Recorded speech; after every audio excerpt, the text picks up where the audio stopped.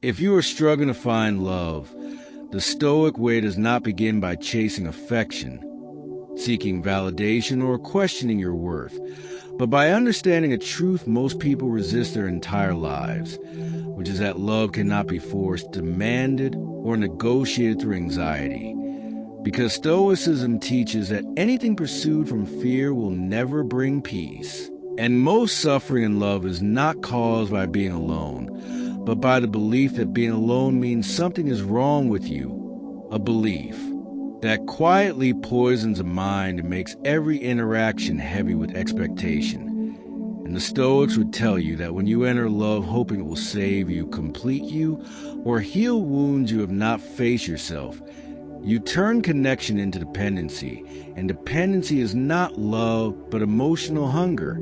And hunger always creates pressure, and pressure suffocates intimacy before it can breathe. The Stoic path asks you to pause and look inward, to recognize that your longing for love is natural, but your desperation for it is learned, conditioned by a world that equates worth with being chosen, desired, or partnered, while Stoicism reminds you that worth is intrinsic, grounded in character, integrity, and self-mastery, not in another person's attention.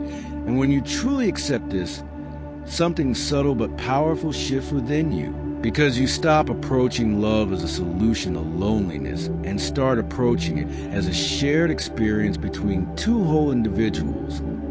And this alone changes the energy you bring into every interaction, making you calmer, clearer, and more grounded, which paradoxically makes love more likely to find you, not because you're trying harder, but because you're no longer grasping.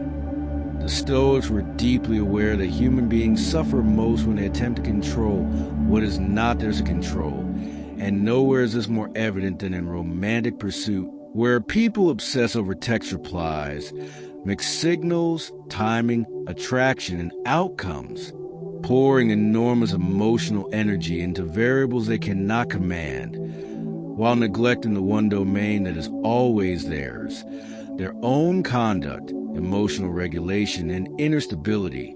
And Stoicism teaches that peace comes from aligning effort with control, meaning you show up honestly, act with courage, communicate clearly, maintain boundaries, and accept outcomes without resentment, because acceptance is not resignation but wisdom, and rejection is not a verdict on your value but information about compatibility, timing, and circumstance. And when you internalize this, rejection loses its power to wound you deeply, because it no longer threatens your identity. And this emotional resilience frees you from bitterness, which is one of the most corrosive forces in love, because bitterness quietly hardens a heart and makes vulnerability feel dangerous.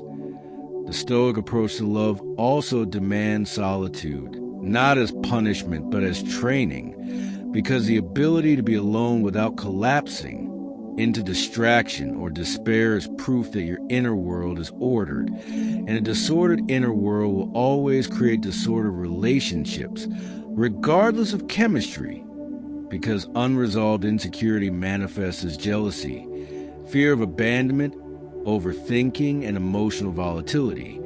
And the Stoics believe that before you invite someone into your life, you must first learn to live well with yourself, because companionship should enhance life, not replace your relationship with your own mind. And when you learn to enjoy your own company, to sit with silence, to reflect, to grow, and to build a meaningful life independent of romantic validation, you stop emitting the subtle signal of neediness that others instinctively pull away from, and instead you project calm self-sufficiency, which is not arrogance but quiet confidence. And confidence rooted in self-knowledge is deeply attractive because it feels safe, stable, and authentic. Stoicism also reshapes how you define love itself, moving it away from fantasy and intensity and toward virtue, because the Stoics did not romanticize love as endless passion or emotional highs, but saw it as a partnership grounded in mutual respect, shared values, and the pursuit of excellence of character. Meaning love is not about finding someone who makes you feel alive all the time, but someone who supports your growth, challenges your flaws without contempt, and walks beside you through both pleasure and hardship. And when you adopt this definition, you stop chasing unavailable people, toxic dynamics, or dramatic highs that feel exciting but leave you depleted, and you start valuing consistency, honesty, and emotional maturity, even when they appear quieter or less thrilling at first. Because Stoicism teaches that peace is more valuable than intensity, and a calm relationship is not boring but sustainable. The Stoic also understands impermanence deeply, recognizing that all relationships are subject to change, loss, and eventual separation through circumstance or death. And rather than using this truth to avoid love, the Stoic uses it to love more wisely, appreciating connection without clinging, enjoying affection without possession, and expressing care without trying to freeze time. Because clinging is born from fear of loss, and fear of loss poisons the present moment, making you anxious instead of appreciative, while Stoic love says, I choose you today, knowing tomorrow is uncertain. And this mindset removes entitlement, because you no longer believe someone owes you permanence, only honesty while they are with you. And this reduces conflict, resentment, and control, which are often attempts to secure certainty in an uncertain world. The Stoic way also addresses the pain of loneliness directly, not by numbing it with distractions or shallow connections, but by confronting it with reflection, asking what loneliness is truly pointing to. Because sometimes loneliness is not about lacking a partner, but lacking purpose, direction, or self-respect. And no relationship can fill a life that feels empty at its core, while a meaningful life naturally attracts companionship as a byproduct, not a goal. And this is why Stoics emphasize living according to virtue, developing skills, contributing to society, caring for the body, training the mind, and cultivating wisdom, because a life well-lived radiates fulfillment that others sense without explanation. When you walk this path, you also stop rushing love, understanding that timing is not a personal failure, but a natural unfolding, and impatience only increases suffering, because wanting love now does not mean it is meant to arrive now. And Stoicism teaches patience not as passive waiting, but as active preparation, becoming emotionally available, psychologically strong, and ethically grounded, so that when love does arrive, you do not sabotage it with fear or insecurity, and you are capable of choosing wisely rather than impulsively. Ultimately, the Stoic way of finding love is not a technique or strategy, but a transformation of how you relate to yourself and the world. Because when you are at peace alone, you approach love as a gift rather than a necessity. When you accept what you cannot control, you release anxiety.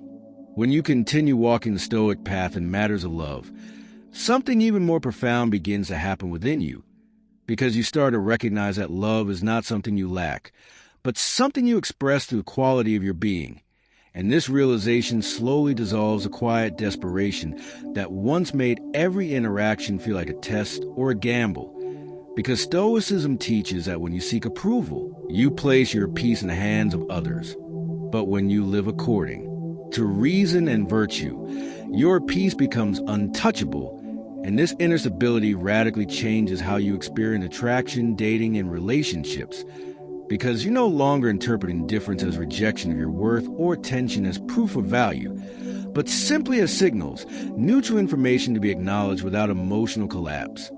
And this emotional neutrality does not make you cold, but makes you clear, allowing you to see people as they are rather than as projections of your unmet needs.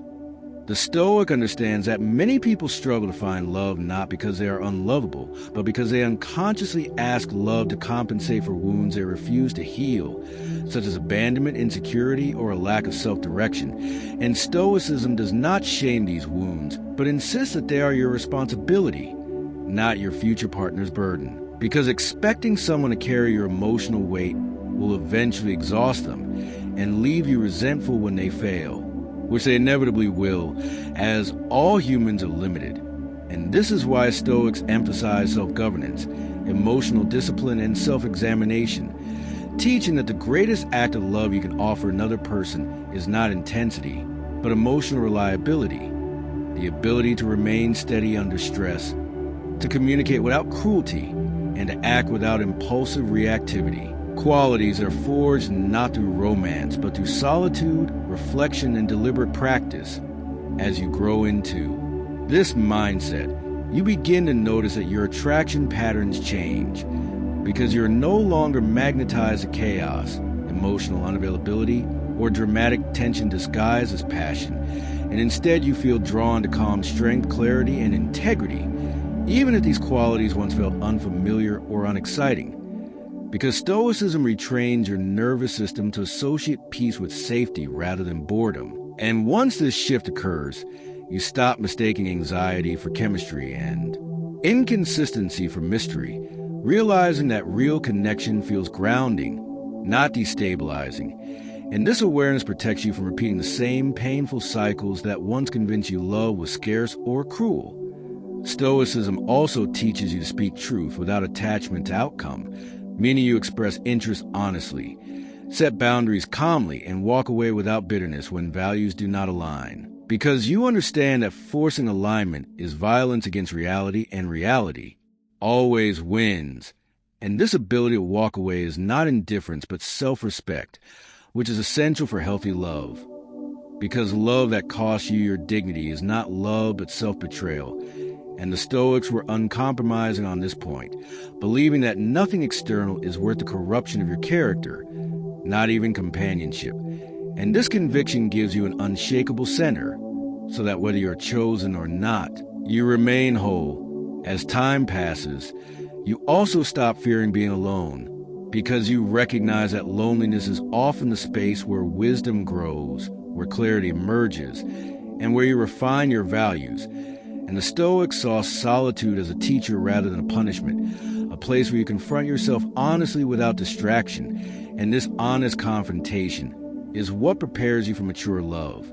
Because love between two people who have never met themselves is fragile, reactive, and filled with projections, while love between two self-aware individuals is grounded, resilient, and capable of enduring difficulty without collapse. The Stoic approach also dissolves envy and comparison, which silently sabotage love in a modern world. Because when you measure your romantic timeline against others, you surrender your peace to circumstances you cannot see fully or understand accurately.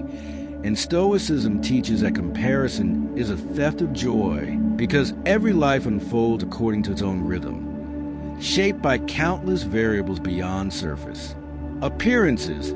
And when you release comparison, you stop asking why love has not arrived yet and start asking how you can live well today, which immediately restores agency and dignity to your life.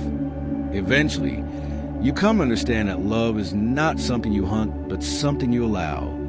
Because frantic pursuit creates tension, while calm openness creates space, and Stoicism trains you to be open without attachment, receptive without expectation, and present without anxiety. And this balanced state is where genuine connection thrives, because people feel safe around those who are not trying to extract something from them, and safety is the soil in which intimacy grows. If love arrives, the Stoic receives it with gratitude rather than fear, enjoying it fully without clinging, knowing that its impermanence makes it precious, not tragic. And if love does not arrive for a time, the Stoic does not collapse into resentment or despair, because their life is already rich with purpose, growth, and self-respect. And this is the ultimate paradox of the Stoic way, that when you stop needing love to be complete, you become most capable of giving and receiving it wisely, because your heart is no longer ruled by fear but guided by reason, acceptance, and quiet strength. And whether love stays, changes, or leaves, you remain anchored in yourself, unbroken, unbittered, and at peace, which is the highest form of victory Stoicism offers. Not winning someone's affection, but mastering your own soul